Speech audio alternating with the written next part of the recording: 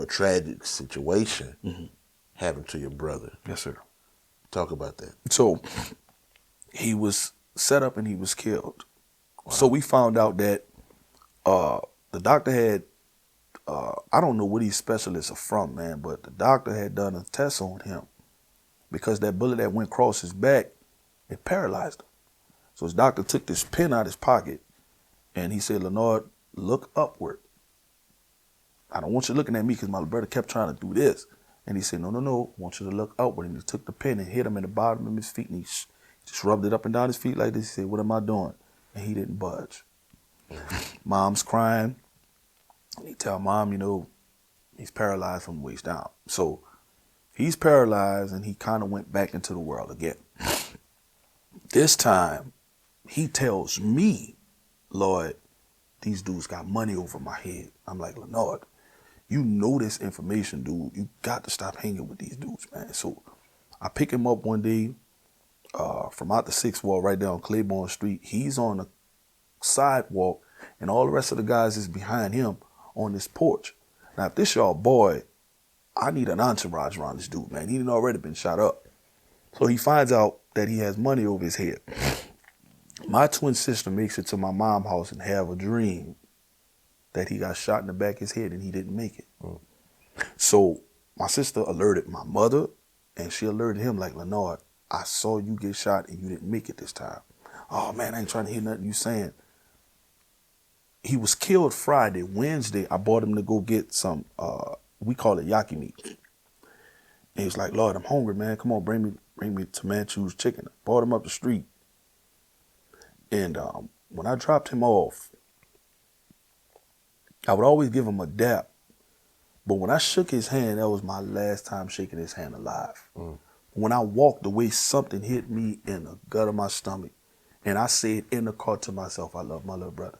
And he never heard me say that again alive. By Friday, my mother was calling me like crazy. Lord, did you talk to your brother today? I said, Mama, no. Okay, I'm calling him and he's not answering his phone. We calling him, Leonard, Mama looking for you, man. Come on, answer the phone, answer the phone. My little boy Isaiah at the time was crying up a storm. He is crying, man. I'm like, Mama, this little boy don't want to stop crying. And she's like, Lord, just don't tell me that right now. Just wait, let me focus. And we called him, and my twin called him, and my other 2 older sisters, we calling him, like, Lord, my baby.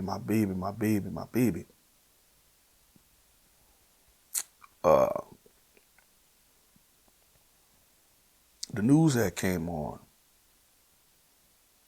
and the man said on the news that a 25-year-old man was gunned down and killed, and my mama said, that's my child. So now, my world went upside down all over again. I'm at work, and my uncle called me and said, your little brother is dead.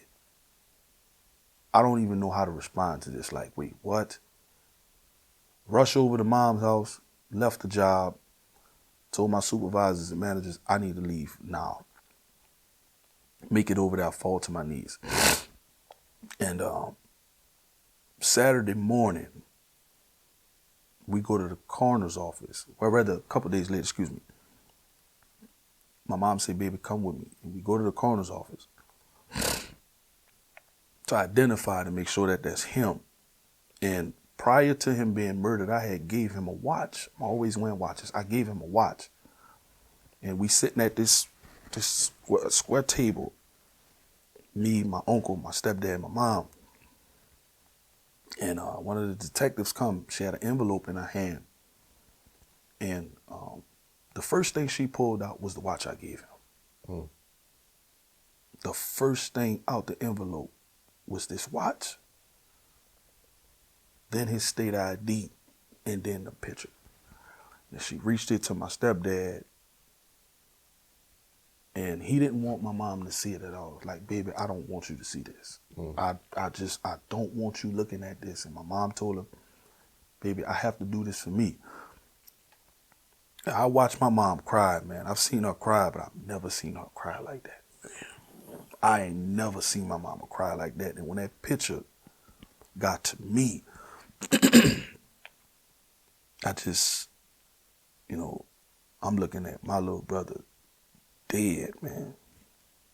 This ain't no movie. This ain't, my world felt artificial for months. Like, is this really real? Yeah.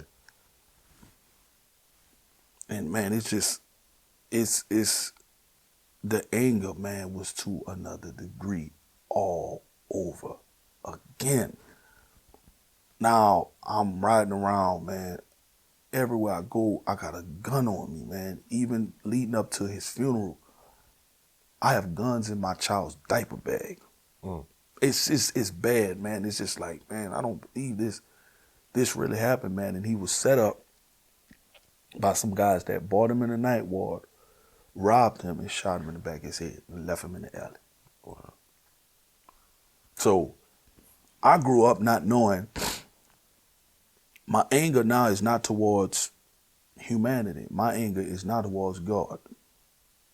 I don't care how much I'm sinning in my life. I understand that I'm sinning. I'm aware that I'm doing some things that I'm not supposed to do. But I trust that every time my mama would pray to you, you would protect us. Yeah. So I'm like, man, God, man, how could you, as much as I see this woman praying, man, as faithful as I see her, like how and why would you allow this to happen? I'm thinking, you talking about an all-powerful being that can do whatever, and you didn't stop this tragedy from happening. I am ferociously angry, and I'm grabbing the steering collar of the truck, man. And, my sister called me one day, and she said, Lord, I see you being angry, and you grabbing the wheel, and you things that's happening to me, they seeing it spiritually. And she told me, God told me to tell you his will has been done. Stop crying. Me believing in God, I'm still angry. I'm trying to contain the tears. And I'm like, all right, God, I'm sorry. Angry all over again. So now God is just like, he's doing things to show me what's in my heart. So now I have to get rid of this anger. So before you know it, man, I went through something where it's me being away from my family for one whole year. Not a month, not a few weeks, a whole year. I have to deal with me and anger. Yeah. One whole year. Now, after that situation happened, normally you have like your family, your friends, and at this time, I believe you're very close to, some certain friends in Yes, sir. your small circle. Yes, sir. What did they do to help you get your mind off that? Technically, man, nothing got my mind off it. I would feel like people was around me, but I was still by myself, if I just made any sense. Yeah. It's just like your world, when something is taken away from you like that close, because our upcoming was real close. I don't even know how to talk to people, man. Lord, man, it's going to be all right. And for me, I would just keep playing music. But then after the music is done, I'm dealing with reality is hitting again. Like the day before his funeral, I went to Southern University was playing Jackson State. And I was so caught into the hype, like, oh my God. And soon as the game was over, reality said, you about to bury your brother the next day.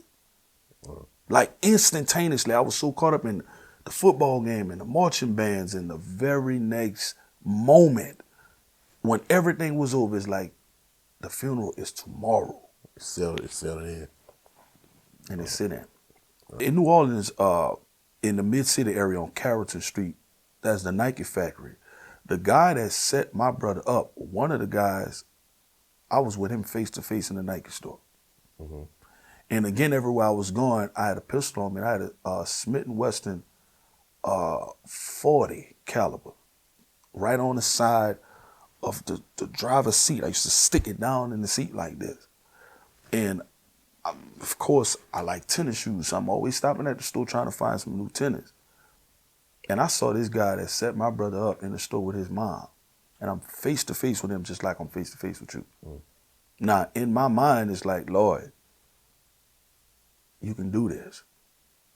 I got stuff plaguing me in ways, man, like if you kill somebody, I can show you how to get away with murder. Verbatimly, I can't say that, but somebody would think you insane for thoughts that run across your mind for vindication purposes. I saw him face to face. And I come outside and I told my wife, I said, baby, that boy that set my brother up, he's in the store right now. And then my wife tell me, she said, Lord, you have something to live for. Every time I look around, God was giving me a door to walk out of. Yeah. Always was an exit. And by the grace of God, I didn't override them exit doors. I got a gun. I have an opportunity where I can be named in New Orleans as Lloyd, the guy who got the vengeance for his brother. Yeah. That was it.